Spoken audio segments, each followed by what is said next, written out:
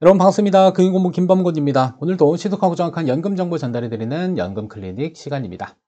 자, 이번 시간 주제는 연금 가입은 좋지만 연금보험의 가입은 다소 신중하게 해야 될 필요가 있을 것 같은데요. 자, 이유는 5년 이내에 보험 계약을 해지하는 해지율이 무려 50% 이상이라는 보험회사 공시자료 발표가 있었습니다. 자, 그러면 연금보험이라고 하는 것은 종류가 다양하지만 크게는 생명보험사의 연금보험과 손해보험사의 연금보험을 구분을 할 수가 있는데요. 자, 보통 생명보험사의 상품의 경우는 10년 이상 유지하게 되면 비과세 혜택을 주겠다라고 하는 비과세 연금 상품들이 있습니다. 이 친구들의 이름을 조금 더 고급지게 표현하게 되면 세제 비적격 상품이다라는 표현을 쓰고요. 자, 두 번째로는 손해보험에서 판매하고 있는 연금 상품의 경우는 납입 단계에서 세액공제를 적용해 주고 있는 세제 적격 상품을 대체적으로 판매를 하고 있습니다. 자, 그러면 생명보험사나 손해보험회사에서 판매되는 이러한 보험 상품들은 도대체 왜 이렇게 해지율이 높은 것인지 이번 시간 영상 통해서 그 원인과 그 이유에 대해서 같이 한번 살펴보도록 하겠고요.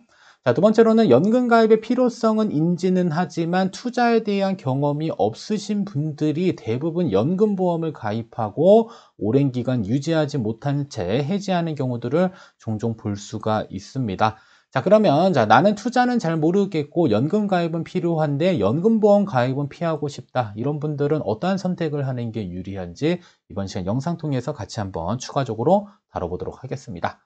자, 그러면 본론 들어가기 앞서 여러분들 구독, 좋아요 하나씩 눌러주시고 이번 시간 영상 끝까지 시청을 해주시면 좋을 것 같습니다. 자, 먼저 첫 번째로 살펴볼 것은 연금보험의 유지가 어려운 이유. 뉴스기사 잠깐 보시면요. 자, 절반 이상은 5년 내에 보험을 해지한다고 합니다. 그리고 또 연금보험은 또 상대적으로 더 많이 해지를 하게 된다. 자, 그러면 연금보험의 유지가 어려운 다양한 원인들이 있는데 일단 구조적인 특징을 가지고 있습니다. 일단 첫 번째로 신계약비라고 해서 7년 동안의 기간 동안에 사업비를 무진장 떼가게 됩니다. 그래서 일반적으로 연금보험의 해지환급금이 100%가 도래되는 기간은 상품마다 다르긴 하지만 보편적으로 7년 이상 유지했었을 때 비로소 해지환급금이 100%가 됩니다. 자, 여기서 해지환급금이 100%가 된다라는 소리는 해지했었을 때 내가 납입한 원금을 손해 없이 받을 수 있는 그 기간입니다. 한번 생각해 보세요. 내가 내 돈 냈는데 7년 동안 원금이 도달되지 않는 이러한 저축 상품을 도대체 선택해야 될 이유는 몇 가지가 있는지 한번 생각해 보시면 되겠고요. 자, 두 번째로는 강제저축의 기능이 있는데 납입을 하다가 중간에 납입을 중단할 수 없습니다. 자, 그러면 가입하실 때 한번 물어보시면 이렇게 대답을 합니다. 자, 가입하는 도중에 내가 납입을 할 수 없는 상태가 되면 어떻게 해야 될까요? 라고 한다면요. 그때는 납입 중단 기능을 이용하시면 됩니다라는 대답을 받을 수 있겠는데요. 자, 그러면 납입을 중단한다라는 표현들은요. 실제로 납입이 중단되는 것처럼 보이겠지만 실제로 그렇지는 않습니다. 바로 월대체 보험료라고 하는 것들을 차감해 가고 있기 때문에 여러분들이 가입한 이미 쌓아놓은 이 평가 금액에서 계속적으로 사업비는 인출하게 됩니다.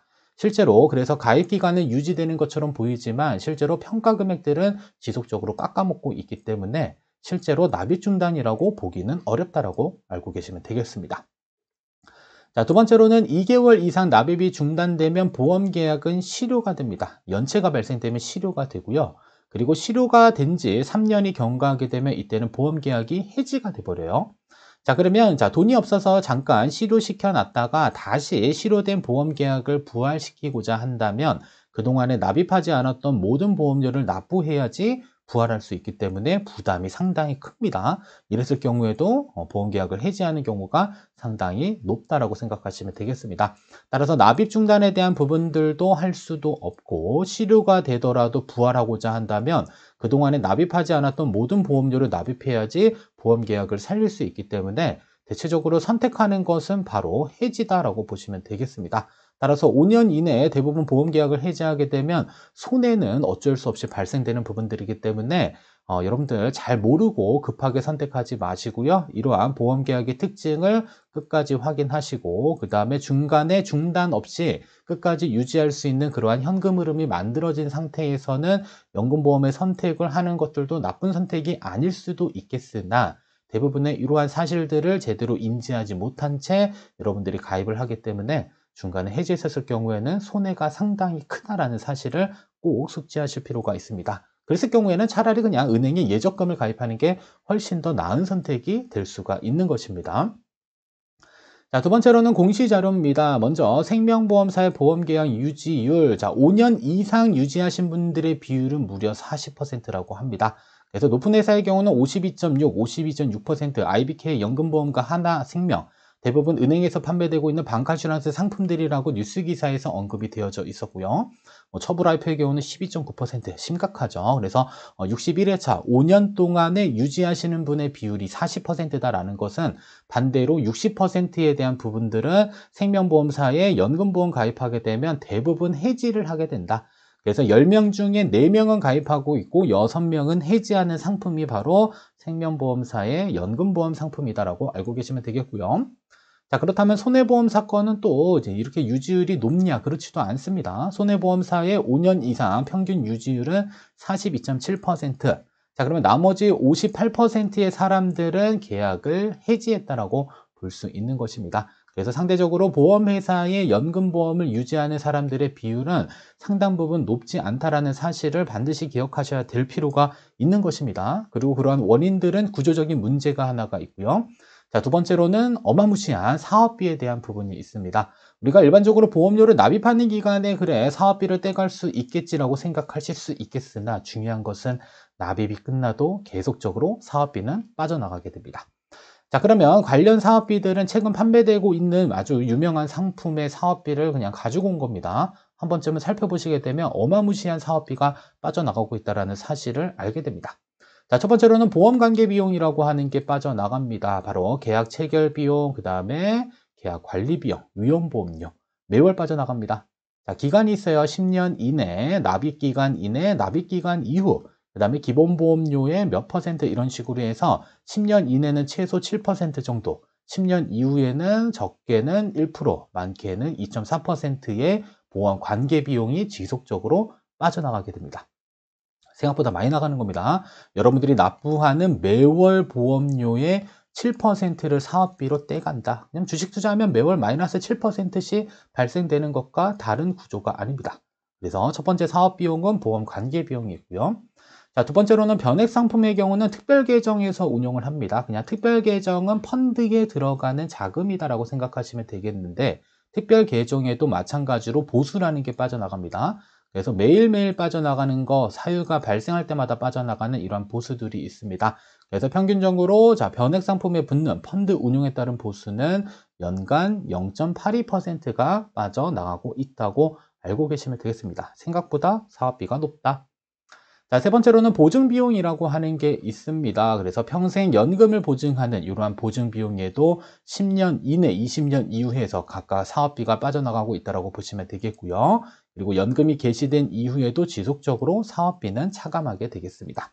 그리고 최저사망 적립액 보증과 관련돼서도 이러한 관련 비용들이 주구적으로 우리가 사업비로 납부하고 있다는 사실 알고 계시면 되겠고요.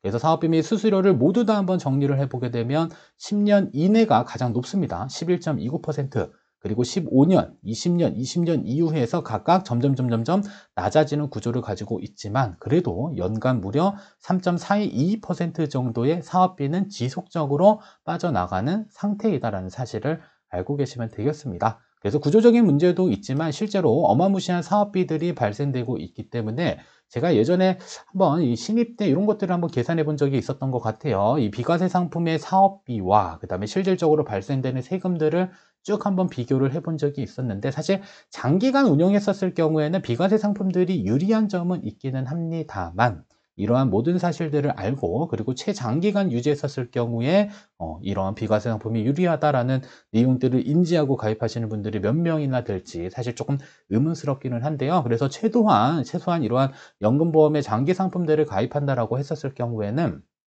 그 안에서 발생되는 이 사업 비용에 대한 부분이라든지 내가 중간에 해지했었을 때 발생될 수 있는 손해와 관련된 부분들은 충분히 인지하시고 그래도 이 상품을 선택할 수밖에 없다라고 생각하시는 분들은 선택을 해주셔도 뭐 나쁘지는 않을 것 같습니다. 다만 이러한 상황을 인지하지 못한 상태에서 선택하게 되면 손해가 클 수가 있습니다.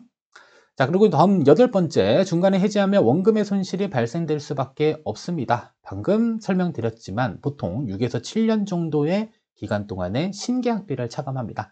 그래서 환급률이 100%를 넘기는 시점이 상품마다 다르기는 합니다만 보통 6에서 7년 정도의 기간이 소요된다. 따라서 약 7년 동안 신계약비 명목으로 사업비를 공제하고 있기 때문에 대체적으로 우리 7년 이후에는 환급률이 100%지만 7년 이전에 해지하게 되면 대부분 납입 원금을 가져가지 못하게 되는 그러한 구조를 가지고 있습니다. 따라서 중간에 해지하면 원금에 대한 손실이 발생될 수도 있습니다. 자, 다음 9번째입니다. 연금 가입하고 싶지만 투자가 어려운 분들. 자, 연금보험 선택하지 마시고요. 연금저축 펀드를 선택하시게 되면 MMF를 매수할 수도 있고요. 단기채권 ETF를 매수할 수도 있고 금리 연동형 ETF를 매수할 수도 있습니다. 이러한 상품들은 원금 손실 가능성이 그냥 거의 없습니다. 거의 없다. 그냥 한 시중은행의 예적금 정도의 금리는 준다라고 보시면 되겠고요. 자, 그리고 사업비를 또 줄일 수 있는 상품이 있습니다. 바로 다이렉트 IRP, 이러한 계좌를 선택하시게 되면 정기예금에 대한 가입도 가능합니다. 자, 그리고 ELB라고 하는 파생 결합사채에 대한 청약도 가능합니다. 자, 그리고 단기채권 및 금리 연동형 ETF도 매수할 수 있기 때문에 여러분들 증권사에 있는 이러한 상품들이 투자성 상품이다라고 생각은 하실 수 있겠으나 실제로 안전하게도 운용을 할 수 있는 부분들이 있기 때문에 연금보험의 사업비와 그 다음에 납입 중단에 대한 부분들이 부담스러우신 분들은 연금저축 펀드와 그냥 IRP 계좌를 선택하셔가지고 운용을 하는 게 훨씬 더 나은 대안이 될 수 있다고 보시면 되겠습니다. 자, 그리고 해당 상품들을 가입하고 중간에 해지했다라고 해서 원금 손실이 발생되는 것도 아닙니다. 물론 세제 혜택을 보았을 경우에는 관련 비용에 대해서는 세금이 차감되기는 하지만 그렇더라도 원금에 대한 손실은 발생되지 않기 때문에 안전한 상품으로도 충분히 운용을 할 수 있다는 사실. 따라서 투자는 싫지만 연금 가입이 필요하신 분들도 물론 위험하게 운용을 하는 것보다는 안전하게 위험 성향에 맞게 운영하는 게 중요하기 때문에 여러분들의 성향에 맞는 이러한 상품군들은 충분히 많습니다. 많습니다. 그래서 이렇게 잘 선택하셔가지고 운용을 하는 방안들도 고민을 해보면 좋을 것 같습니다. 자, 그러면 이미 보험사에 연금을 가입했다라고 한다면 더욱 중요한 건 뭐다? 끝까지 유지하는 것입니다. 자, 그리고 과거에 고금리 시절에 가입한 보험사 연금 상품 절대 해지하실 필요가 없습니다. 최근에 연락을 주신 분들 보시게 되면 과거에 고금리 시절에 가입하신 상품들을 아직까지도 잘 유지하고 계신 분들이 있습니다. 끝까지 유지하시고요. 연금 개시 신청해 주셔서 연금 수령하시면 연금액이 상당히 크더라고요. 자, 두 번째로는 세액공제용 연금저축보험은 환급률이 100% 초과되는 시점까지는 안전하게 잘 운용해 주시면 됩니다. 보통 한 7년 정도 기간이 소요되는 것으로 확인이 되고요. 그래서 7년 정도 초과됐었을 경우에 증권사로 이전해서 또 안전하게 운용을 할 수가 있습니다. 다만 중요한 것은 증권사의 연금저축으로 이전하게 되면 여러분들이 스스로 해야 될 많은 상황들이 생기게 됩니다. 그죠? 금융상품에 대한 선택들도 직접적으로 하셔야 되기 때문에 이때는 연금저축 펀드에 대한 공부는 필수적으로 해 주실 필요가 있을 것 같고요. 자, 세 번째로는 변액연금이라든지 변액 유니버셜 보험, 변액자가 들어있는 상품들을 가입하신 분들도 대체적으로 펀드 관리를 하고 있지 않습니다. 그냥 과거에 가입해져 있던 포트폴리오를 그대로 유지하는 경우들이 종종 있는데요. 자, 이때는 펀드 포트폴리오를 변경한다든지 아니면 중간중간에 리밸런싱 진행을 통해서 반드시 펀드 관리를 하셔야 됩니다. 그냥 이익이 났다라고 해서 그냥 둘 것이 아니고요. 계속적인 관리를 통해서 수익률을 높였을 때 미래에 수령하는 연금액의 크기가 커진다라는 사실을 꼭 인지하시고요. 그리고 가만히 방치하면 손해가 크기 때문에 이러한 펀드 관리에 대한 방법들을 잘 모른다라고 한다면 여러분들 펀드 관리 어떻게 해야 되는지 투자 공부를 꼭 하셔가지고 여러분들의 상품들을 끝까지 잘 유지했었을 때 미래에 수령하는 연금액도 같이 커진다라고 생각을 해주시면 좋을 것 같습니다. 따라서 연금보험은 섣불리 선택하지는 마시고요. 여러 가지 장단점들이 존재할 수 있기 때문에 충분히 알아보시고 그래도 나한테 필요하다라고 판단이 드시면 그때 선택을 하시면 좋을 것 같습니다. 자, 여기까지 시청해 주셔서 감사하고요. 여러분들 구독, 좋아요, 알림 설정, 금융공부 영상 제작에 큰 도움 됩니다. 이번 시간 영상은 여기서 모두 마치도록 하겠습니다.